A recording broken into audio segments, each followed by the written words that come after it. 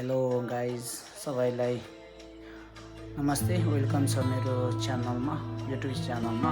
आज चाहिँ फेरि म एउटा मेरो रुम सफा गर्ने प्लान गर्दैछु र म हजुरहरूलाई मेरो रुम सफा गर्ने कार्यमा चाहिँ हजुरहरूलाई पनि समावेश गर्न चाहन्छु। आज चाहिँ धेरै दिनको बादमा म रुम सफा गर्दैछु अनि गुम्बामा चाहिँ सायद म मात्रै छ होला, सबै बाहिर पिकनिक गएको छ। त्यो भएर गुम्बामा चाहिँ म मात्रै बसिरहेको छु। मेरो चाहिँ अलिक काम थियो, त्यो भएर त्यसले गर्दा अनि के भन्छ पिकनिक जान पाएको थिएन। पिकनिक चाहिँ 1 हप्ताको लाग्यो। आज बाहिर मौसम पनि खासै राम्रो छैन, त्यो भएर म पिकनिक गए पनि भोलि जान्छु। भोलि एक दिन त्यहाँ गएर साथीहरूसँग रमाइलो गर्नेछु अनि त्यसको पनि भिडियो म हजुरहरूसँग म ल्याउनेछु। अहिले चाहिँ म रुम सफा गर्नेतिर लाग्दैछु, हजुरहरूलाई देखाउँदै। हस् त।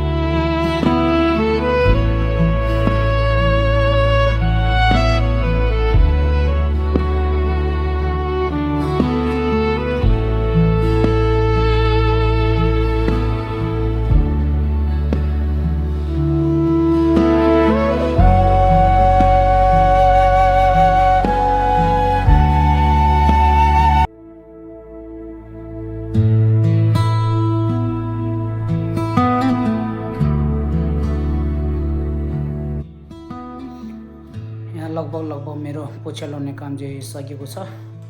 अब एकदम बेड मिलाउनु पर्ने छ। बेडसिटहरू मिलाएर यहाँ बुकहरू पनि मिलाएर राख्नुपर्ने छ। धेरै दिन भएको छ, यहाँ बुकहरू चाहिँ मैले निकाल्यो अनि पढै त्यतिकै छोडेर राख्यो। यहाँ दराजमा नमिलाएको धेरै भएको छ, त्यो भएर यहाँ दराजमा के भनिन्छ, यहाँ बुकहरू पनि मिलाउनु पर्ने छ अनि यहाँ प्लानरहरू पनि मिलाउनु पर्ने छ। यो सबै हावाले उडाएको रहेछ। अस्ति म यहाँ 10 दिन बाहिर जाँदाखेरि मेरो यहाँ खिड्कीको सिसा फुटेको रहेछ अनि खिड्कीको सिसा फुटेर चाहिँ अनि भित्र हावा छिरेर यहाँ सबै उडाइदिएको रहेछ। अब योहरू पनि मिलाउनु पर्ने छ। अब यस्तो हो। अब म यहाँ चाहिँ खाना बनाउनु पनि लाग्दैछु।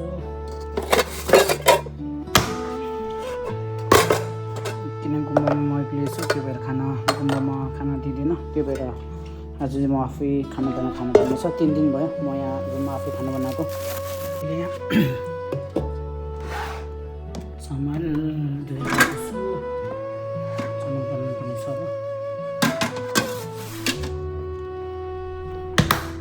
यहाँ चाहिँ भैँसीको घिउ छ, यो पनि अलिकति हाल्छु चामल चाहिँ यहाँ छ, यति हाल्दैछु म। चामल के घिउ जति हाल्दैन, अलिक सब्जीमा हाल्नुपर्छ।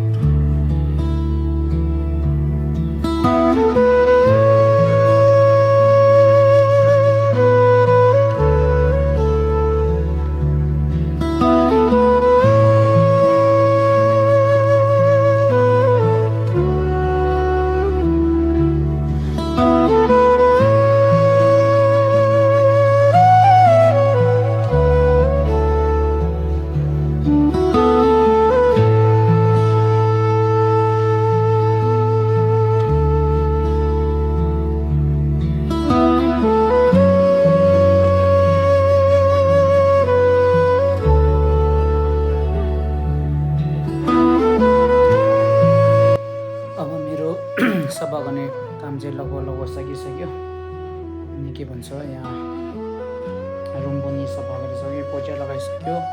अनि यता किताबहरू पनि मिलाइसक्यो। खासै मिलाउनु पर्ने रहेछ। कति बुक त अहिले मेरो काम छ, त्यो भएर मिलाएन, बाहिर निकालेर राखिरहेछ। काम चाहिँ लगभग सकिसक्यो। अब मेरो काम चाहिँ के बाँकी छ भन्दाखेरि यता मैले 3 हप्ता बाहिर गएको, 10 दिन बाहिर जाँदाखेरि लगाएको लुगाहरू थियो, यहाँ धेरै छ। त्योहरू चाहिँ अब दराजमा मिलाएर हाल्नुपर्ने छ। दराजमा पनि धेरै काम बाँकी छ, यहाँ नमिलाएर राखेको यस्तो मजा छ। सबै यो सामानहरू यहाँ मिलाउनु पर्छ।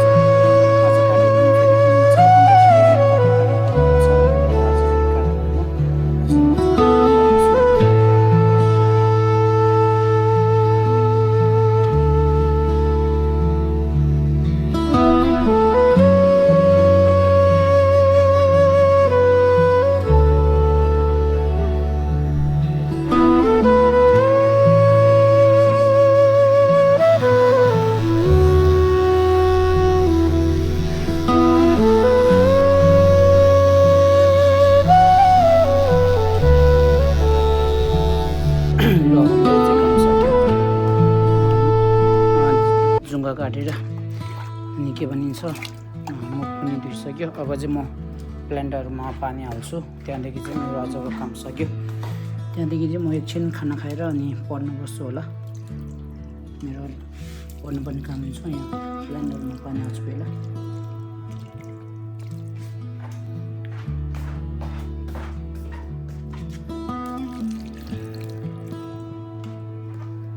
आजकल चाहिँ गर्मीको मौसम भएर छिटो पानी हाल्नुपर्ने छ, नभए चाहिँ सबै सुकेर जाँदो रहेछ।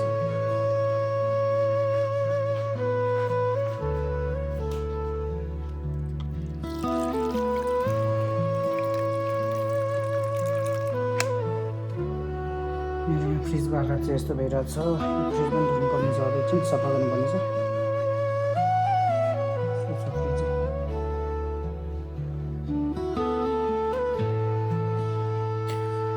म खाना खाएर यता आज मेरो मेन कामको लागि बसिरहेको छु। मेरो मेन काम चाहिँ के हो भन्दाखेरि अनि हाम्रो टिबेटन भाषामा चाहिँ चेचुङ भनिन्छ, अनि त्यसलाई नेपालीमा अनुवाद गर्दा चाहिँ अनुसन्धान पत्र भनेर भन्दो रहेछ नेपालीमा। अनि त्यसको काम गर्दैछु। त्यो चाहिँ लगभग मेरो 50% सकिसकेको छ। 2-3 दिनदेखि लेखिरहेको थियो। त्यो भएर अहिले पनि लेखिरहेको छु। अब लेखिरहेको छु।